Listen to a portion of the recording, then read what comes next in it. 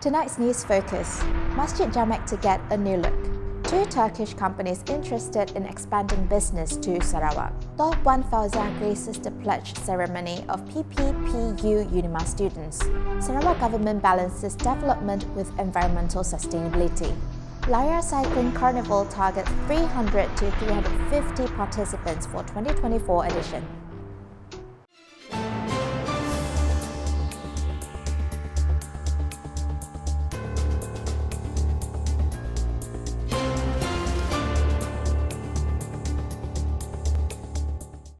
Good evening.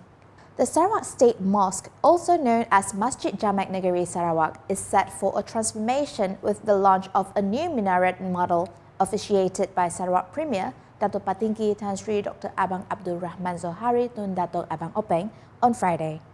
The launch took place at the Anjong Masjid Jamek Negeri Sarawak during the ceremony, themed Tracing the Glory of the Sarawak State Mosque Welfare Trust Board LAKMNS.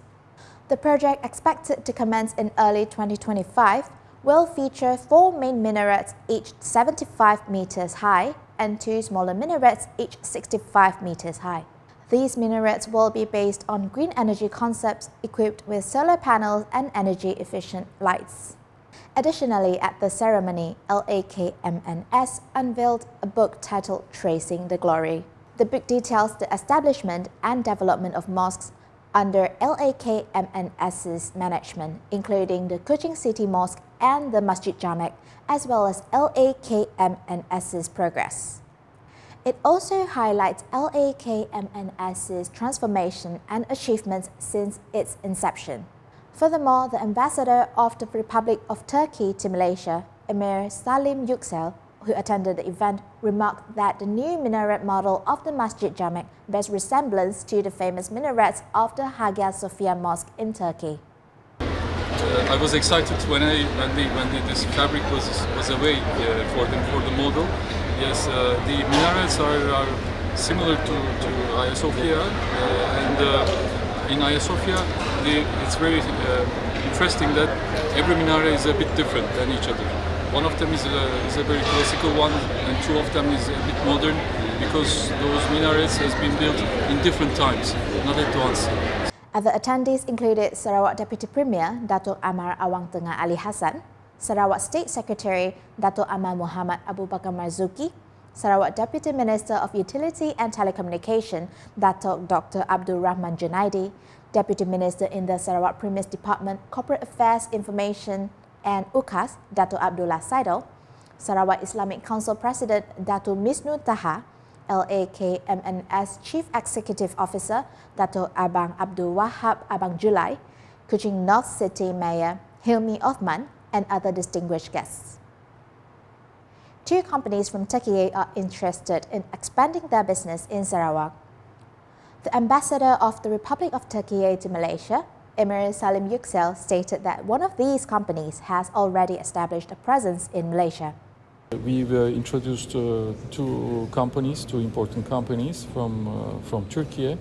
One of them is already established in Malaysia, and the other one is also looking and exploring some ways in order to increase the cooperation. And the vision of Sarawak is actually personally excites me a lot. He said this to reporters after paying a courtesy call on Sarawak Premier Dato' Patinggi Tan Sri Dr. Abang Abdul Rahman Zohari Tun Dato' Abang Openg at his office, Wisma Bapak Malaysia, in Kuching on Friday. Additionally, he mentioned that Sarawak's vision in developing green energy resources, advanced high-tech development, infrastructure, aerospace technology and digitalization attracts their interest for collaboration.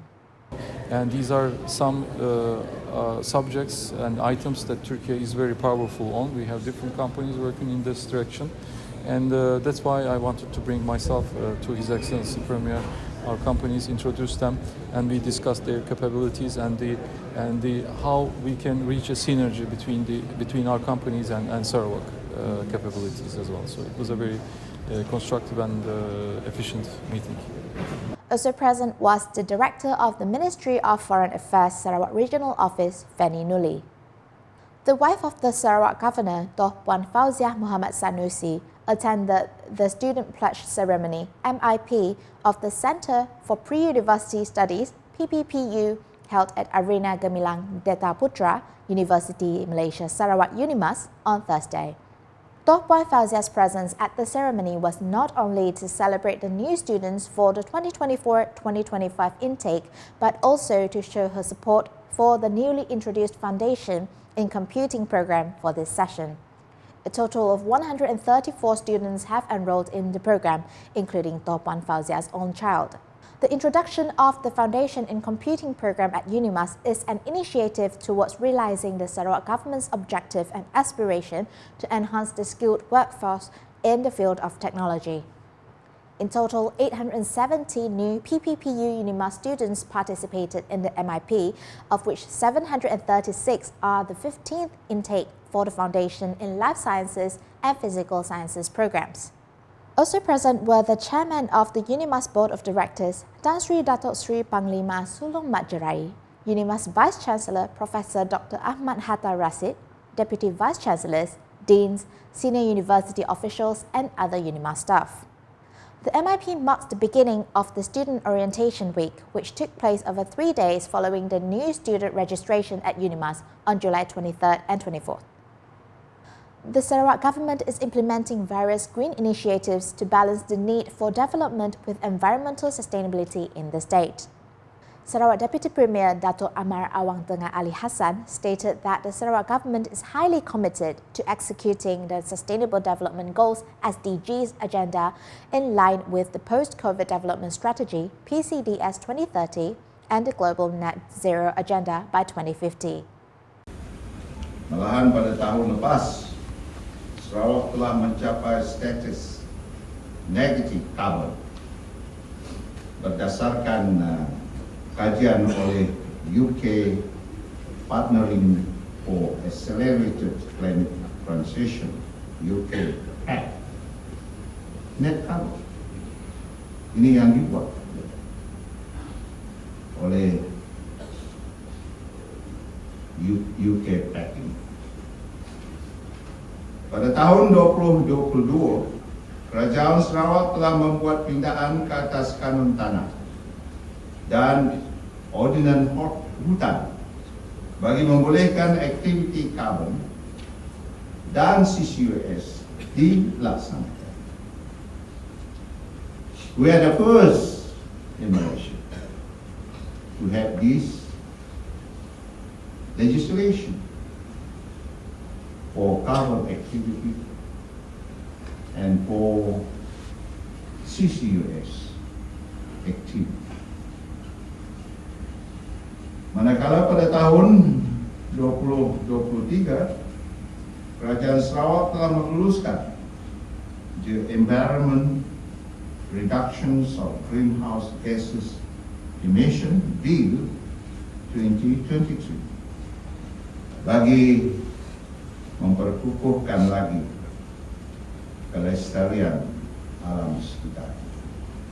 He mentioned this during his speech at the national level celebration of the International Day for the Conservation of the Mangrove Ecosystem 2024 in Kuching on Friday. According to him, the Sarawak Forest Department has proposed 31 new areas as permanent forest estates (PFE), expected to cover an area of 814,437 hectares. Dato' Amar Awang Tengah, who is also the chairman of the Sarawak Timber Industry Development Corporation Pusaka Management Board, hopes that the federal government will provide more funding through the Ecological Fiscal Transfer (EFT) for conservation activities. He noted that so far Sarawak has gazetted 12,950 hectares of mangrove forest areas, representing 19% of the total mangrove forest area in the state, as totally protected areas (TPA). Meanwhile, 11,084 hectares or 16% of the total mangrove forest area in Sarawak have been gazetted as PFE. A total of 300 to 350 domestic and foreign participants are targeted to join the 6th edition of the Layar Cycling Carnival (LCC) from August 29th until September 1st. Sarawak Deputy Minister for Youth, Sports and Entrepreneur Development, Dato' Gerald Rentap Jabu, said that the new category was introduced, the Boys and Girls Youth category under 15, to encourage young riders. Manakan basikal merupakan satu sukan yang penting ada di dalam Olimpik dan sebagainya. Kita ingin memastikan ada keseimbangan dari segi latihan untuk aktiviti kita, terutama yang di Sarawak. He said this during a press conference for LCC at Baitul Makmur 2 on Friday. According to Dato' Gerald, homestays at longhouses will also be provided as accommodation for technical officers and teams. The three-day carnival consists of two main events, the criterium and the road race, with the addition of categories and cash prizes to attract more riders to join LCC this time. Among the famous teams from the country and abroad that will participate in the LCC this year are TSG Cycling Academy Terengganu, Amigos Suci Brunei, Anak Brunei Cycling Team, RPM Team Indonesia, SSC Development Team, Sonamu Sarawak, Pro Apparel Team Sarawak, Giant Team, Go Speed Cycling Team, Masterpiece Cycling Team, Tugau Cycling Team, and Buteros WDT. The event is organized by Sebekas Layar and Land and Survey Betong. To register, participants can sign up through the link stated starting on July 30th until August 22nd. Meanwhile, a sales carnival and concert featuring several famous singers will also be among the exciting events held during the three-day event. And that's the English edition with me, Jocelyn Go. More news can be found in our official portal, ukas.sarawak.gov.my, and social media platforms including Facebook and YouTube. Only 22 days left until Sukma 21st Sarawak 2024 kicks off. Let's all come together to make this event a memorable one. #Saluran Informasi Rakyat. Have a good night.